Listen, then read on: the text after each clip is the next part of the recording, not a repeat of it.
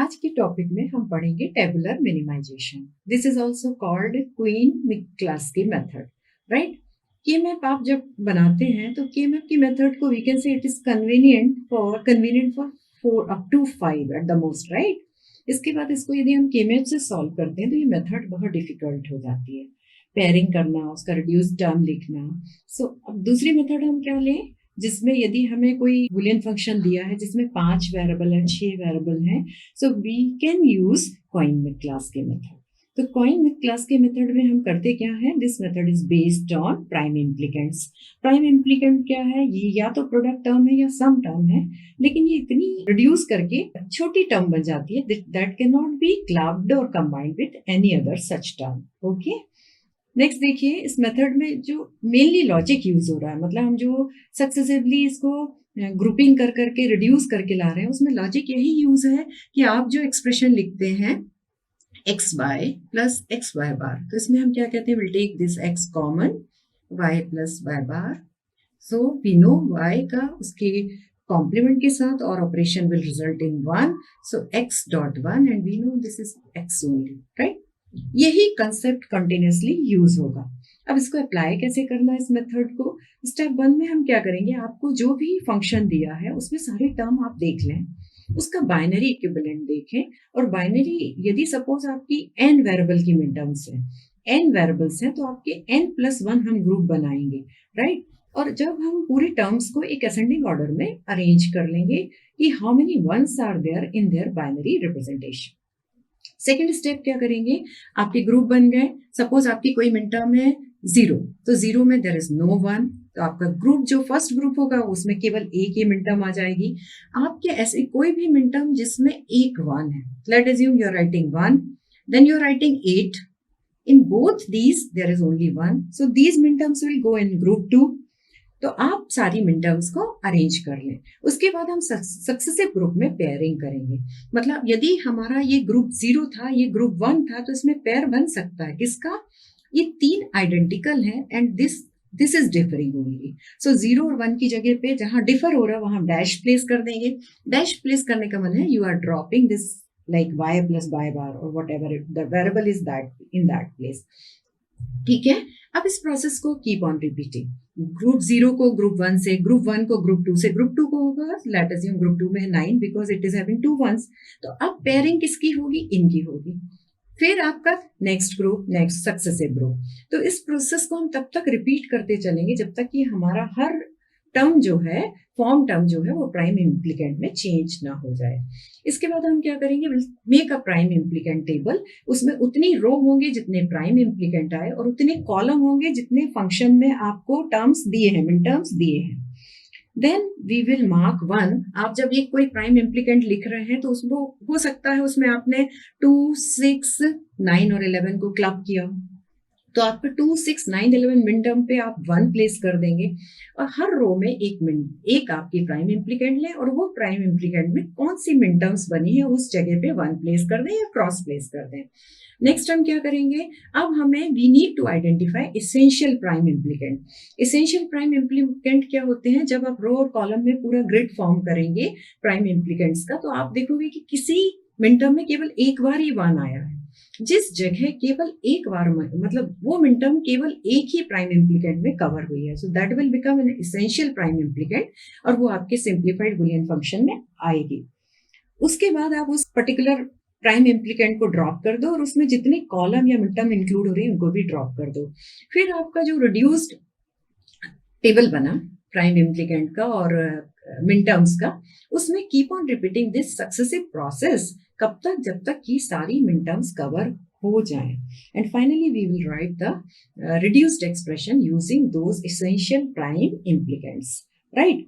Now to understand the things better, अब हम क्या करेंगे, विल टेक एन एग्जाम्पल आप ले लीजिए। लेट अज्यूम कि आपको कोई बुलियन फंक्शन दिया और उसे आपको टेबुलर मेथड से सॉल्व करना है। बुलियन फंक्शन क्या है, f, it is a function of w, x, y, z, it includes the midterms, SOP form में दिया है, और midterms कौन कौन सी इंक्लूड हो रही हैं, 2 6 8 9 10 11 14 15। अभी हमने केवल 4 से ही इसको एक्सप्लेन कर रहे हैं, ठीक है। अब आप क्या करोगे, will write the binary equivalent of each of them. First step क्या था कि बाइनरी रिप्रेजेंटेशन कर दें। हर मिन टर्म आपके 0 1 के 4 बिट के कॉम्बिनेशन से रिप्रेजेंट होगी।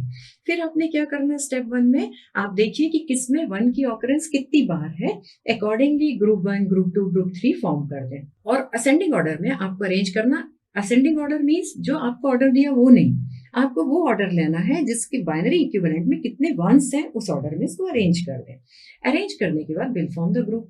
तो इसमें आपका जैसे ग्रुप को नाम दे दीजिए। तो आप देखिए कि हमने ग्रुप 1 में 2 मिनटर्म रखी हैं, 2 और 8, और 2 और 8 जो है वो WXYZ से मिलके बन रही हैं। तो 2 और 8 दोनों में 1 केवल एक बार आ रहा है, राइट। तो ऑर्डर चेंज कर दिया हमने, 6 बाद में लिया हुआ है, 8 पहले लिया है, क्योंकि इन दोनों के रिप्रेजेंटेशन में 1 की ऑकरेंस एक बार है। ग्रुप 2 में कौन आ रहा है, 6 आएगा। 6 आप कैसे लिखते हैं, ये how many ones are there, 2। 9 आप कैसे लिखते हैं, 1 0 0 1। 10 आप कैसे लिखते हैं, 1 0 1 0, राइट। तो आपकी जो मिनटर्म 6 है, मिनटर्म 9 है, मिनटर्म 11 है, 6 9 11 ये किस में आ गई, ग्रुप नॉट 6 9 11 आपकी आ गई 1, ये आपकी आई थी ग्रुप 1 में, और 6 9 9 और 6 9 और 10 नॉट 11 इट्स 10, ये आपकी आ गई ग्रुप 2 में। इसके बाद जब आप 11 लिखते हैं तो 11 आप कैसे लिखते हैं, 1 0 1 1, दिस इज 11। 14 आप कैसे लिखते हैं, 1 1 1 0। 8 + 4 + 2 इज 14। तो इसमें कितने वंस हैं, 3, तो ये ग्रुप 3 में आ गए। सेम वे अब बचा हुआ 15। तो 15 में क्या होता है, 1 1 1 1। तो इन दोनों का 2 और 8 का बना ग्रुप 1, इसका बना group 2, group 3, group 4। So how many groups are there? 4. तो हमने ग्रुप के नाम दे दिए हैं GA1, GA2, GA3, GA4, right. अब नेक्स्ट प्रोसेस क्या था हमारा कि आप सक्सेसिव ग्रुप में आइडेंटिफाई करें और उनकी पेयर बनाएं जिसमें 3 बिट आइडेंटिकल है और एक कोई बिट है जो 0 से 1 चेंज हो रही है। So what will do, will form another table जिसमें हमने पेयरिंग की है, राइट। पेयरिंग करने के बाद उसको आप टेबल फॉर्म में पूरा, there will be so many pairs ना, कितनी पॉसिबल पेयर बन रही है। तो ग्रुप 1 की 2 से जितनी पेयर बन रही है उसको लिख लीजिए, फिर ग्रुप 2 की 3 से जितनी पॉसिबल पेयर है उनको लिख लीजिए, 3 की 4 से जितनी पेयर बन रही है उनको भी लिख लीजिए, right. So will form a table to do so. Table 1 में अब हमने जो GA1 और GA2 लिया था उसमें अब आप देखिए कि हम किन किन को ग्रुप कर सकते हैं। तो 2 और 6 में आप पेयर बनाएं तो इनमें केवल एक बिट पोजीशन पे डिफरेंस है, दैट इज x पोजीशन। तो x पे आप डैश लगा दें। 2 होता है 0 0 1 0, 6 होता है 0 1 1 0, यहाँ आपने डैश प्लेस कर दिया। सेम वे आप देखिए और कौन सी पेयर बन सकते हैं। तो 2 और 10 भी सेम है।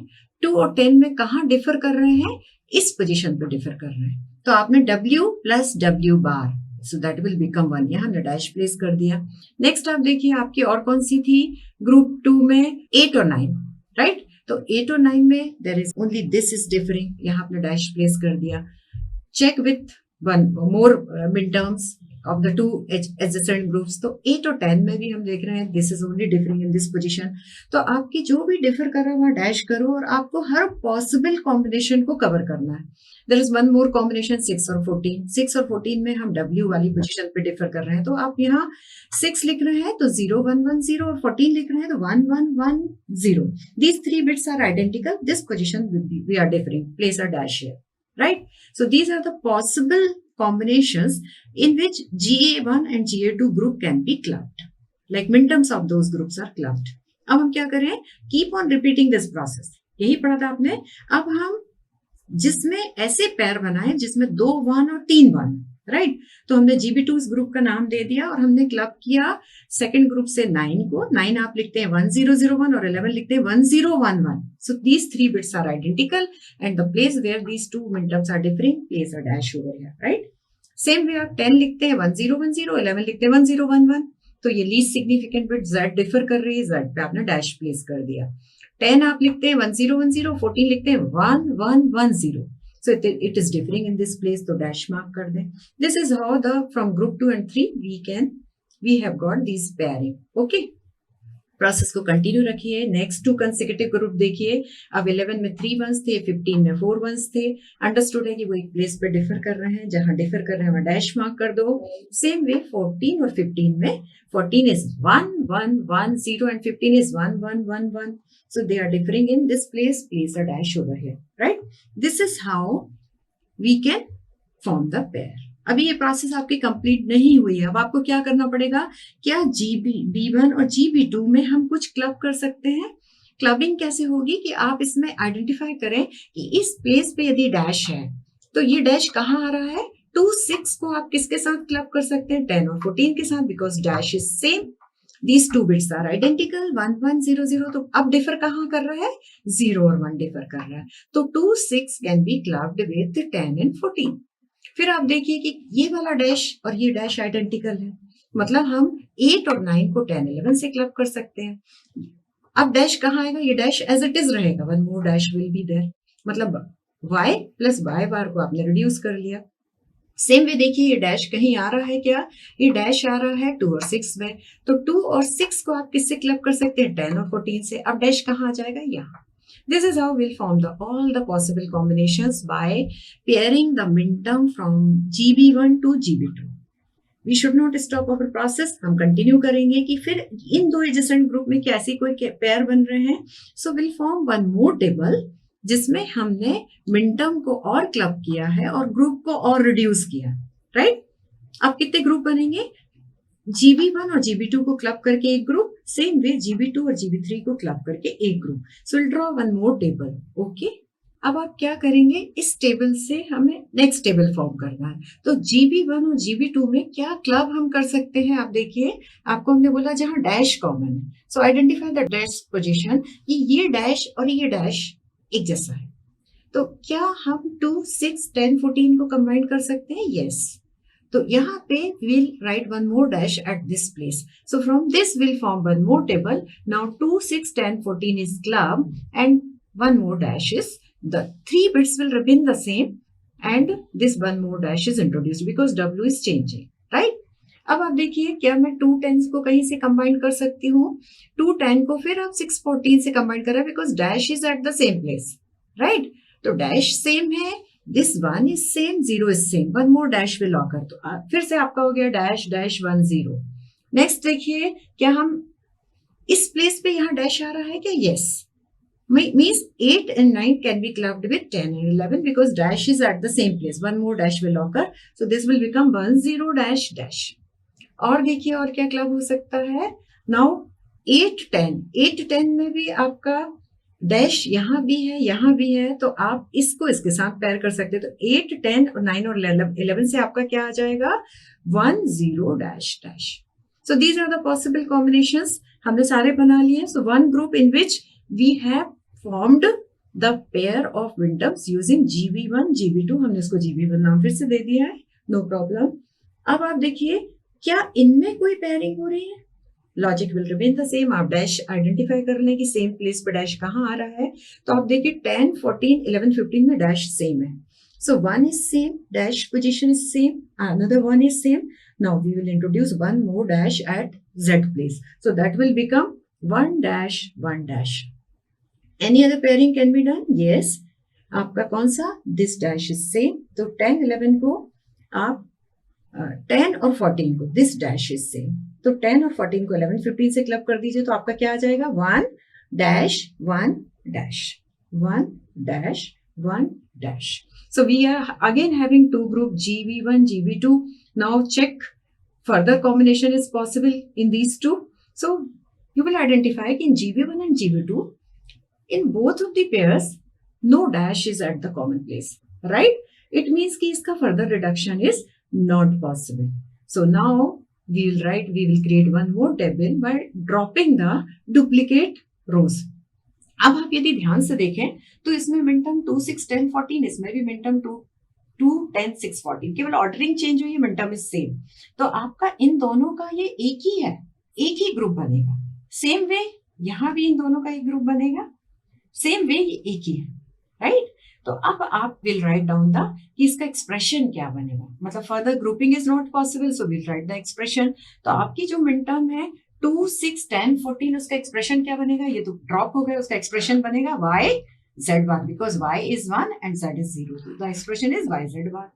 तो इन दोनों का देन नेक्स्ट आप देखिए इसमें क्या बनेगा, तो इसमें आपका एक्सप्रेशन ये तो ड्रॉप हो रही है और एक्सप्रेशन क्या बनेगा? w x bar. Same way यहाँ पे एक्सप्रेशन क्या बनेगा?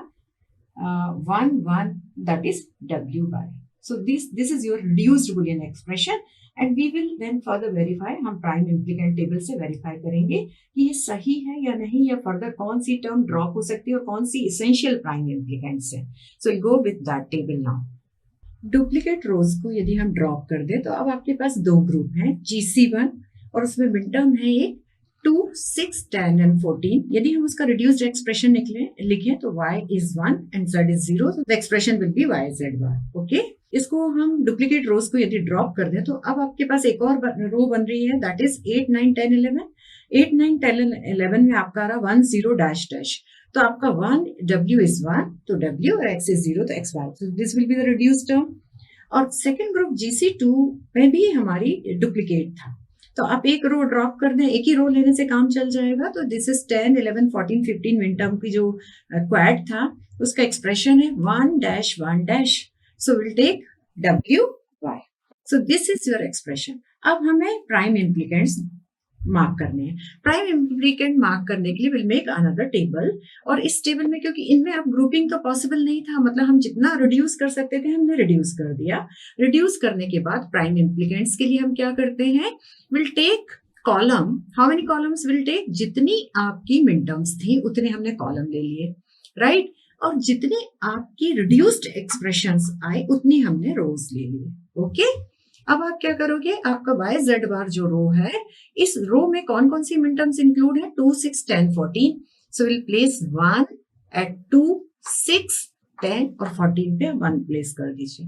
Now take another minterm w x bar, reduced term w x bar लिखिए. सेकेंड रो में क्या आ गया? जितने भी आपके प्राइम इम्प्लीकेंट आए हैं उतनी रोज बनेंगी, और उस कॉलम पे हम 1 प्लेस करेंगे कि वो प्राइम इम्प्लीकेंट में कौन सी मिड टर्म का पेयर लिया है हमने. तो आपका w x bar में हमने लिया हुआ है 8, 9, 10, 11, तो विल प्लेस 1 1 1 एट 8, 9, 10, 11 पे 1 प्लेस कर दीजिए. Will take one more row because हमारा एक और रिड्यूस्ड टर्म है w y में मिड टर्म कौन सी आ रही है? 10, 11, 14, 15. So write down 1 1 1 1. ओके. अब इसेंशियल प्राइम इम्प्लीकेंट निकालने का मेथड क्या है, आप इस टेबल को ध्यान से देखें और आपके आउटपुट फंक्शन में हम वो इसेंशियल प्राइम इम्प्लीकेंट को इंक्लूड करेंगे. तो इसेंशियल प्राइम इम्प्लीकेंट को इंक्लूड करने का मेथड क्या होता है कि आप हर कॉलम को ध्यान से देखिए और उस कॉलम को हम लेना शुरू करें. जैसे 2 और 6, it is not there in this expression and this expression, but it is there in y z bar. मतलब ये तो इसेंशियल प्राइम इम्प्लीकेंट हो गया, तो हमारे इसको लेना जरूरी है y z bar. अब जब आपने इसको लिया तो इसमें जितने भी कॉलम मिड टर्म इंक्लूड हो रही हैं हम उन मिड टर्म को ड्रॉप कर सकते हैं, क्योंकि ये तो आ गया तो वो मिड टर्म भी आ गई. ड्रॉप इट, इसको भी ड्रॉप कर दीजिए, 10 को भी ड्रॉप कर दीजिए, और you can form another table two. और कौन सा था? 10 के बाद 14, इसको भी ड्रॉप कर दीजिए, और सेम वे इस रो को भी ड्रॉप कर दीजिए. कहने का मतलब है कि अब जो आपके अगली टेबल बनेगी उसमें केवल 2 रो रहेंगी, एक w x बार की, एक w y बार की, राइट. आप चाहें तो एक और टेबल बना के इसको देख लीजिए, या फिर हम इसमें भी इस तरह से मार्क करके चल सकते हैं. अब आप आइए कि आपका जो w x बार है, अब 1 कहाँ बचे हैं? तो 8 और 9 जो है वो इससे कवर हो रही हैं और कहीं कवर नहीं हो रही हैं. सो विल टेक, ये भी इसेंशियल प्राइम इम्प्लीकेंट है, तो आपका अगला प्राइम इम्प्लीकेंट, आप essential prime implicant w x बार. जैसे ही आप w x बार को ले रहे हैं तो हम इस रो को ड्रॉप कर देंगे. इस रो के साथ हम उन कॉलम को भी ड्रॉप करेंगे जो आपके कवर हो गए हैं. तो 8, 9 आ गया, 10 और 11 यहाँ आ रहा था, राइट. फर्दर आप चाहें तो टेबल बना लें. अब आपकी केवल एक रो बचेगी w y, और उसमें 15 देखिए अभी कहीं से कवर नहीं हुए, only single one is there. It means again this is a essential prime implicant. तो आपका एसेंशियल प्राइम इम्प्लीकेंट, इसको भी आपको एक्सप्रेशन को लिखना पड़ेगा. So this will be the reduced Boolean expression using tabular या क्वाइन-मिक्लिस्की मेथड, और this will be your final reduced expression consist of all the 3 essential prime implicants. Okay, so this is how we can use the tabular method to get the reduced expression. Although the process is a bit lengthy, but it's easy too. तो जब number of आपके variables बढ़ जाएं तो it's a good choice. Now we'll see what are the advantage and disadvantage of this method. So the advantage is this method is suitable when you are having variables more than 4. Okay. The K-map का construction will be a tedious task. जैसे जैसे variables बढ़ते हैं K-map का size बढ़ता जाएगा, number of tables बढ़ती जाएंगी, and we do not require any pattern recognition. Okay. And what is this disadvantage? The computational complexity of this method is little high. Okay. So this is all about the Cohen-Mikulski method.